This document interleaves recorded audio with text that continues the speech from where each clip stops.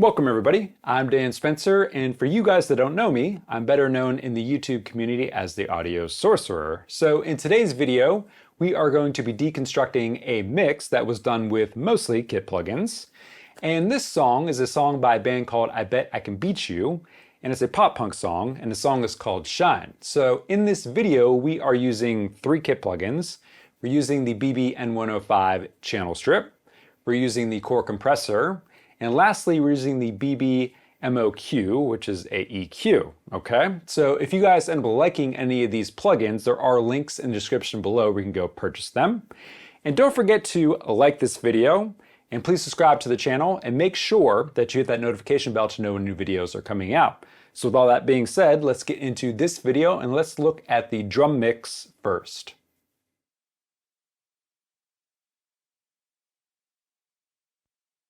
Alright, so here we are in Pro Tools, and we are talking about drums first. So the drums are located all right here where my mouse is at. They are in the color of yellow. So they're all being generated by the Slate SSD5 drum plugin. So we have multiple kick tracks down here, which is actually just 2 different microphones on the kick. Same with the snares here. Now we have an individual hi-hat track. We have 1 tom track here because we actually only have 1 tom being played in the song. We have 1 overhead track here, but it's a stereo track here. So we have a dual pair of microphones for the kit. And then we have a room track, which is also stereo, which we're using a stereo pair of microphones for that. Now, all of these drums here are being sent to the drum bus, which is over here. And then a copy of the drum bus is being sent to the pair of drums track here, just so we can get some parallel compression to inflate the overall drum mix. So, all of the individual drum tracks here are strictly using Kit plugins. We're using the BB-N105 as the first plugin on the channel here, and then the next one is the core comp. And then for any tracks that need some extra tonal shaping, which looks to be only the snare here, we are using the BB-MOQ, okay? So the reason I have these bypassed right now is because I want to do a quick listen and let you hear what these drums sound like without the Kit plugins, and of course I'll bring them in right after. And then after we're done listening, we'll talk about what I actually did in the drum mix. All right, so let's give it a listen.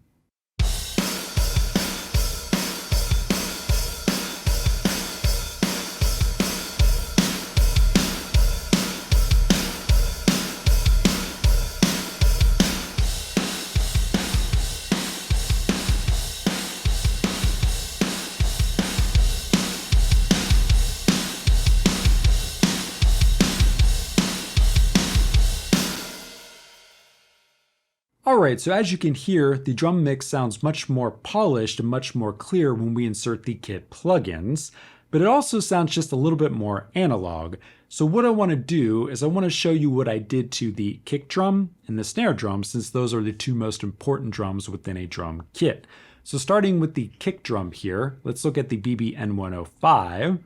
So I wanted to add some of that awesome preamp harmonic saturation that's available in this console, and to do that I had to set this switch here from line to mic, because this knob right here is not available if you have this set to line. And then I also set the saturation to on because I really wanted to dirty up my kick sound, because I think that sounds really good in a pop punk song like this. Now for our first band of EQ right here, our top band, I'm using a 10K shelf, and I have a 4 dB boost. That's kind of good against that flapping sound on the top end, helps it stick out in the mix. And then for our beater sound here, I'm actually doing it on the higher end at 4.7 kilohertz, and we're doing a 4 to 5 dB boost there. I'm not doing anything on the low mids here, but on our low shelf down here, I'm doing a boost of 6 dBs at 56, which, you know, it's kind of high for a pop punk song, but I feel like I wanted that extra oomph, okay? So that's all I'm really doing for our channel strip here. Now, for our compressor here, I'm actually adding some of the body here, which I really love the body on this compressor, because what it does is it adds a low shelf after the compressor. So I'm actually adding a little bit more low end to the kick drum with this knob right here. We're doing kind of a in-between fast to medium attack, and then a medium release here, and we're keeping it full in the mix, okay? So on my gain reduction here, on a kick drum, I'm only looking to get about, I would say about 3 dBs of gain reduction, okay, max. I'm not trying to smash it really hard. I just want to get a little bit through to just kind of make it feel like it's a little bit extra punchy, okay? So that's what we're doing for the kick drum. Now, for the snare drum here, on the BB N105, same thing here for the preamp. We actually have it more cranked here because I want to really make this thing sizzle. On our 10K shelf here also, which I had on the kick drum, we have a 3 dB boost there. And here we have a boost of 4 dBs at 3.3 kilohertz, which is going to give us a nice snap out of the snare drum. And then we have a boost at 270 of 1 dB, which is going to help with the body, but actually most of the body help is coming down here at 100 hertz with a boost of 5 dBs, which is quite a bit. Now we're also cutting with a high pass filter up to 80 hertz. We're just kind of clearing out the really lows in the snare, all right? So that's all we're really doing in the snare drum EQ wise. Now, it's important to note that a lot of your really powerful low and low mids come from the room microphones and even some from the overheads for your snares, okay? So this is actually going to be filling in a lot more of the mids and highs of these snares. So just keep that in mind. Now, for the compressor here, this is very similar to the kick drum when it comes to our attack and release, and also for our gain reduction. I'm just looking to get maybe about anywhere from 2 to 3 dBs. Not a ton. We're just trying to get a little bit punch out of it. Now with the body, I did crank it even higher because I wanted to get a little bit more low end out of the snare, okay? Now, I did feel that I needed a little bit more, just more power out of this snare, and I needed it really on the high where it needed to cut through in the mix. And that really came on the 12500 right here. So I'm actually doing almost a 3 dB boost here, and I want you guys to hear this. So I'm going to play this for you now, and I'm going to bring in and out the BB MOQ here. Okay, so let's give it a listen.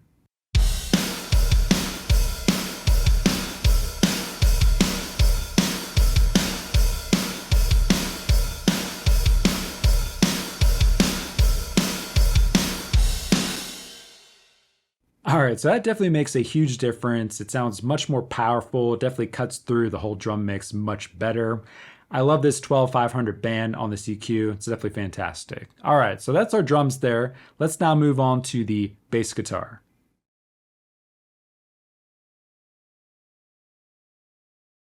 All right, so for the bass guitar, this being a pop punk song, we want to get a lot of grit out of it, and we want to get a lot of mid-range. We need it to cut through the mix. And we don't need a ton of low end in it because we have quite a bit in the kick drum. This is going to sit on top of it in the frequency spectrum. So let's actually give a listen to what I did to it before I added the kit plugins, and then we'll hear it after. All right, so let's give it a listen.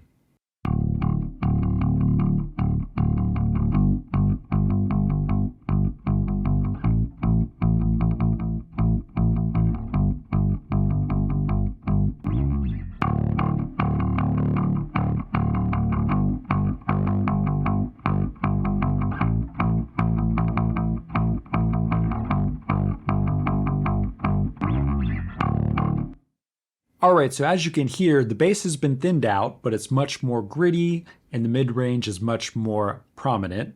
Now, it's also much more controlled because we don't need the bass to be very dynamic. We just need it to always be there. So let's actually take a look and see what I did. So the BB N105 here, of course we got the preamp cranked here because I want to get some nice harmonics and saturation in there.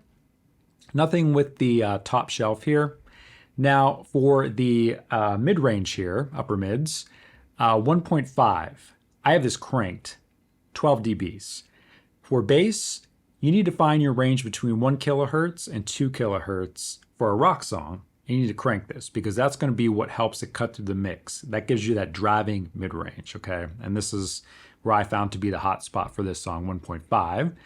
And then if you want to add some body, anywhere down here between 250 and 400, is a good place to do that. So I picked 330. I only added 1 dB. Now you need to be careful with this range because the guitars also take up this range too. So you need to decide who's going to be most prominent in this range. Now, they're always both going to be in that range, so it's good to say, hey, I'm going to maybe boost the bass here, maybe a dB or two, and then cut the guitars at, that range, maybe a dB or two, okay? A dB or two goes a long way at this particular frequency range, all right? Now, in the low range here, on the 100 hertz shelf, I boosted 2.5 dBs, 2.4 here. So just got a little bit more low end out of it.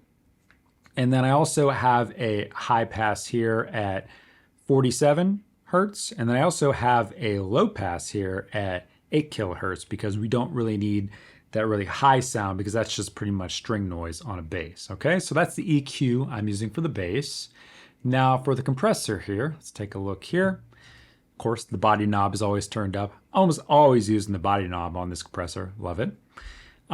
We have a pretty similar setting to the kick drum here. Again, these settings here work pretty good if you're trying to get kind of a controlled punch, okay? And on the kick, snare, and bass, I want to have a little bit of punch, okay? I don't need a ton, but I want some. So that's what I'm doing here, and that's how I'm creating my bass sound, all right? So let's now move on to the guitars.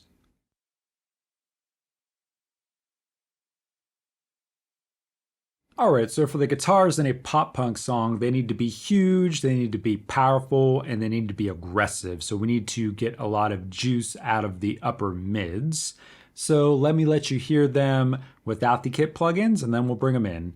So let's give it a listen.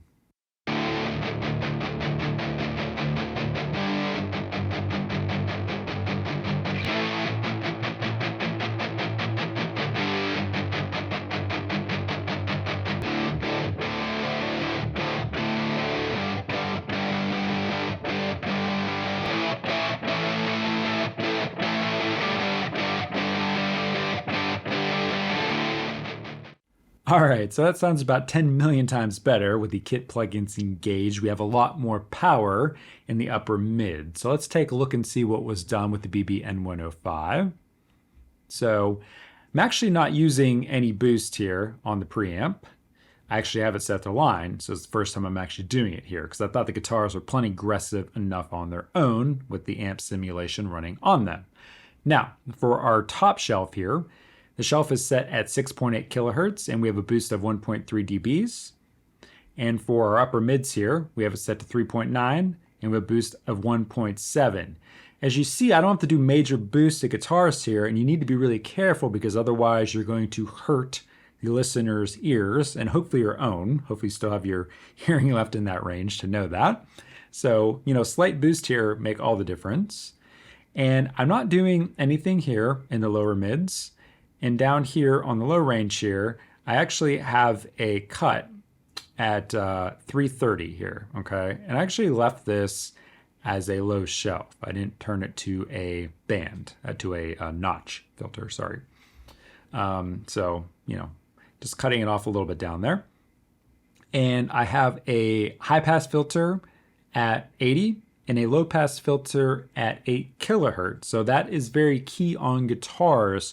You don't need anything above 7 or 8 kilohertz on overdrive guitars or a lot of guitars in general. Just chop it off. You don't need it. Okay, little tip for you there.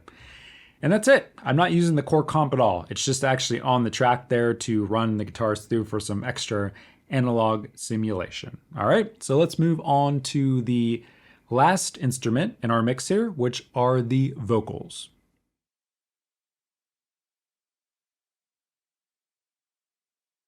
All right, so for vocals, we're going to concentrate on the core compressor, and we're not going to talk about the BB-M105 or the BB-MOQ. And we're going to listen to the vocals in the full mix after this.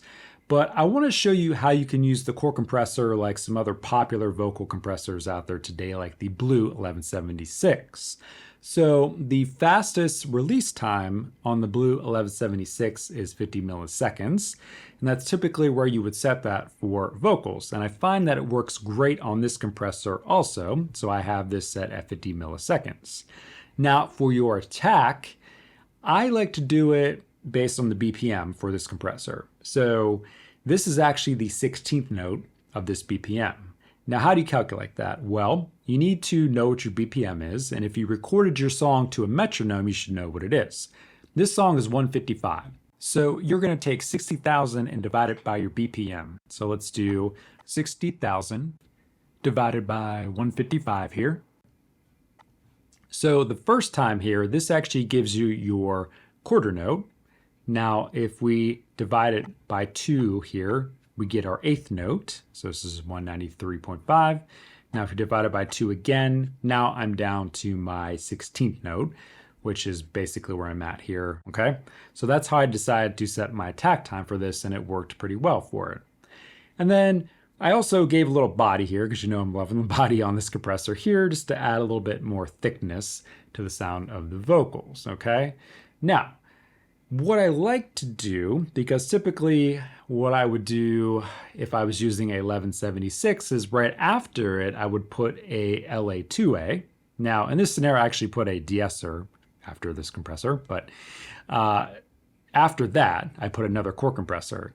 And what I do is I use similar settings here, but I put the mix knob down to about 50%, which allows me to get some sort of parallel compression here, which helps me smooth out the vocals just a little bit more without making them feel over compressed. And I don't care what compressor you use, you're never going to be able to use just one compressor on vocals. You need to use them throughout the chain in different places. And I even have a third compressor down here at the end, the Waves MV2, which I use to finish off all my vocal tracks. Okay, so again, if you're going to use the core compressor, you're going to want to use it multiple times in your vocal chain, and it definitely sounds amazing. So let's actually, finish out this video here with letting the song play out, and make sure while you're listening that you like this video and that you subscribe to the channel and that you hit that notification bell so that you know when new videos are coming out. So with that being said, until the next video, I will see you guys later, and peace out.